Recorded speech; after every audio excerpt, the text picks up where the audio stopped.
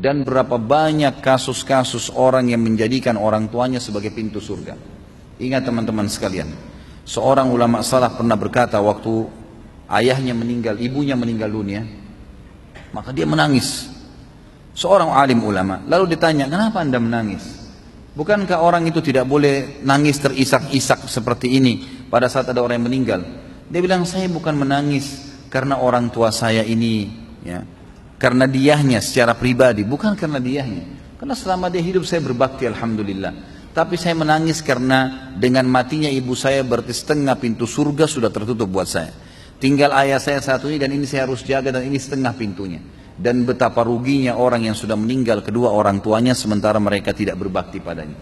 Teman-teman renungi, berapa banyak orang di antara anda yang orang tuanya masih hidup alhamdulillah. Cuma kebetulan beda kampung, beda kota. Tinggal telepon, tinggal kirimin hadiah, pakaian, makanan.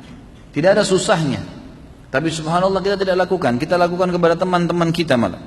Kita lakukan kepada orang-orang yang kita senangi. Yang mungkin tetangga, mungkin sahabat dekat. Mungkin orang-orang ini hanya sekedar memberikan peluang-peluang kecil dari urusan dunia. Dan kita lupakan kepada orang tua kita. Ini satu hal yang luar biasa yang harus kita perbaiki. Seorang anak muda di Jeddah sempat tervonis di pengadilan, akan divonis di pengadilan karena banyak indikasi, bukti-bukti kalau dia berbuat salah, padahal dia terzalimi. Maka dia menelpon kepada seorang syekh yang saya kebetulan dengar ceramahnya disampaikan tentang kisah ini. Dia bilang, saya pun telepon syekh dan saya berkata, syekh saya 1 jam lagi ini akan divonis di penjara 10 tahun. Ini luar biasa dan saya tidak punya bukti. Saya harus lakukan apa nih?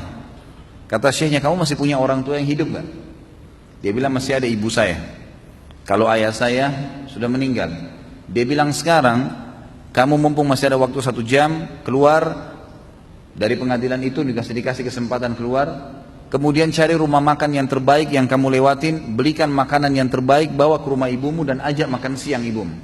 Kata anak muda itu, syekh saya sedang akan divonis di penjara, mana ada waktu saya duduk makan dengan ibu saya. Dia bilang, coba lakukan. Niatkan murni, tulus karena ingin bakti dengan orang tua. Maka anak muda ini pun melakukannya. Setengah jam kemudian kata syekhnya, dia telepon saya sambil bersyukur kepada Allah. Alhamdulillah syekh, jazakallahu khair. Semoga Allah balas anda dengan kebaikan. Saya baru ditelepon oleh pengadilan kalau saya tidak jadi divonis dan ternyata ada orang lain ya yang melaporkan orang yang telah menuduh saya ini dengan kejahatan dan banyak buktinya ternyata terbongkar semua dia berdusta. Setengah jam saja. Kata syekhnya, kira-kira menurut kamu apa sebabnya? Dia bilang, syekh demi Allah, semenjak saya masuk ke rumah ibu saya dan saya bawakan makanan, ibu saya sambil menangis gembira karena saya berikan makanan. Kemudian dia bilang, mendoakan saya, nak semoga urusanmu mudah. Padahal ibu saya nggak tahu masalah saya. Semoga urusan mudah, semoga kau panjang umur, semoga kau begini. Selama setengah jam saya didoain terus sama ibu saya. Dan saya merasa doa ibu saya lah yang membuat akhirnya saya selamat. Kata syekhnya, begitulah orang berbakti dengan orang tua. Jangan disia-siakan teman-teman sekalian. Antum ini di Jakarta banyak perantau. Luar biasa, begitu sudah mulai punya penghasilan, mulai punya motor, mulai punya mobil, yang dipikirin hanya istrinya atau perempuan mungkin akhwat hanya memikirkan suaminya, orang tuanya di kampung dilupain. Oh gampang, orang tua saya kan tidak pernah nuntut apa-apa. Emang orang tua nggak bakal nuntut. Orang tua yang baik itu tidak akan pernah mau nuntut, walaupun mungkin mereka nggak punya makanan di kampung sana, mereka nggak bakal telepon anaknya, nggak mau susahin. Tapi kitanya harus bisa pengertian. Ada syekh juga, seorang syekh di Jeddah. Ini mungkin saya pernah ceritakan kisahnya, saya reviewkan kembali. Beliau lagi khutbah Jumat dan kebetulan cuplikannya ada di HP saya, dikirim. Sangat luar biasa, suaranya Masya Allah bagus sekali kalau dia mengaji. Sampai masjidnya itu selalu penuh gara-gara suaranya. Dan memang dia juga kalau ceramah Masya Allah bagus. Banyak cuplikan ceramah dia, diantaranya dia cerita. Dia bilang, saya lagi sholat, kemudian di rakaat kedua Jumat tiba-tiba ada keributan di tengah-tengah saf di masjid. Habis selesai salam saya lalu tanya, ada apa? Pakai mic.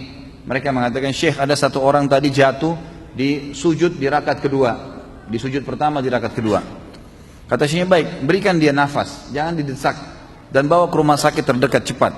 Lalu kemudian orang-orang pun membawa ke rumah sakit. Lalu dokter mengatakan orang ini sudah meninggal kurang lebih ya setengah jam yang lalu, tepatnya pada saat dia lagi sujud tadi. Maka syekh ini mengatakan, saya pun kagum, orang ini mati di hari Jumat lagi sujud, gitu kan? Mati hari Jumat ini ada hadis sahih menjelaskan kalau dia akan selamat dari fitnah kubur, gitu kan? Nggak ditanya lagi oleh malaikat siapa Tuhanmu, siapa nabimu, apa kitabmu, nggak ada fitnah kubur. Dan juga dia meninggal dalam keadaan sujud. Orang tahu ini adalah husnul khatimah, kebaikan insya Allah gitu kan. Maka Syekh ini mengatakan, saya tanya adiknya yang datang jemput jenazah kakaknya. Dia bilang, ini kakak kamu datang khusus ke masjid saya karena mau ikut sholat dengan saya, dan saya merasa saya juga harus menghormati dia. Izinkan saya memandikan, kata syekhnya. Kata adiknya, silahkan.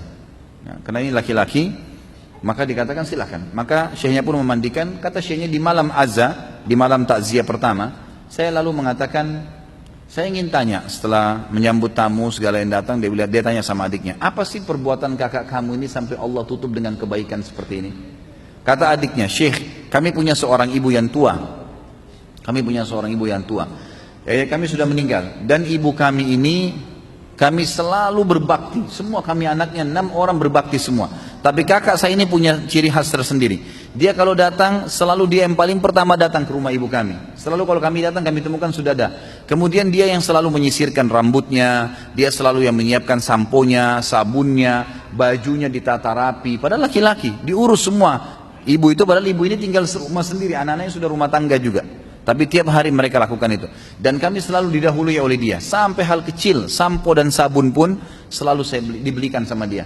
Dari hal-hal kecil, sisirnya patah sedikit dibelikan yang baru. Selalu rambutnya disisirkan, pakaiannya dirapikan, dia urus benar. Kata syekhnya, pantas Allah tutup dia dengan kebaikan. Pantas Allah tutup dia dengan kebaikan. Teman-teman, jangan sia-siakan waktu.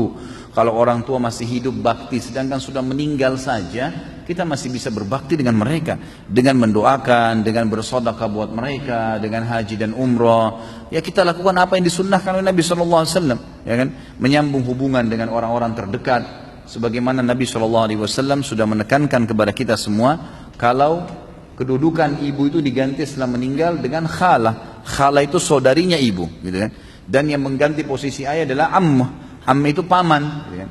Jadi ulama coba memberikan tingkatannya. Orang yang paling layak dibakti setelah orang tua kita meninggal adalah saudarinya ibu, yang dikenal dengan khala. Ini bersamaan derajatnya dengan saudara laki-lakinya ayah. Kemudian datang setelahnya saudara laki-laki ibu bersamaan dengan saudari perempuan ayah. Jadi ini level-level yang semestinya harus kita jaga. Sesuai dengan sabda Nabi SAW, al-khalatu bimanzilatil khala itu saudarinya ibu, seperti posisinya ibu itu sendiri.